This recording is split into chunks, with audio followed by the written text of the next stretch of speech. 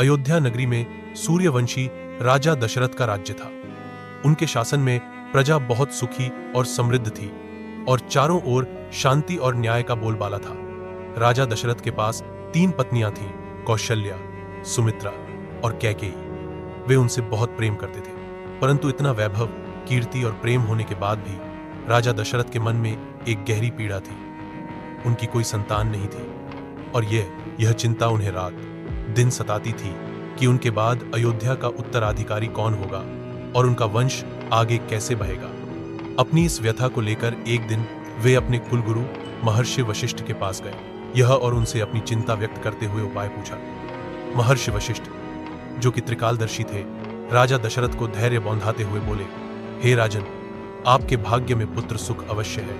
इसके लिए आप पुत्र कामेष्टि यज्ञ का अनुष्ठान करें। इस यज्ञ के प्रभाव से आपको निश्चित ही दिव्य और तेजस्वी पुत्रों की प्राप्ति होगी।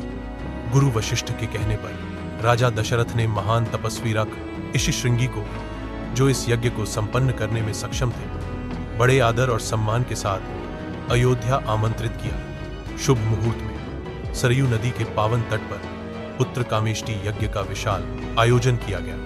ऋषिशृंगी ने यज्ञ का संचालन किया और अन्य ऋषि मुनियों ने भी मंत्रों के उच्चारण और आहुतियों से वातावरण को दिव्य और शक्तिशाली बना दिया। जब यज्ञ अपनी पूर्णाहुति पर पहुंचा, तब यज्ञ कुंड की प्रज्वलित अग्नि में से एक तेजोमयी दिव्य आकृति प्रकट हुई। ये यज्ञ पुरुष थे, जिनके हाथों में एक स्वर्ण पत्र सोने का बर्तन था, जिसमें दिव्य पायस खीर रखी थी, उई थी।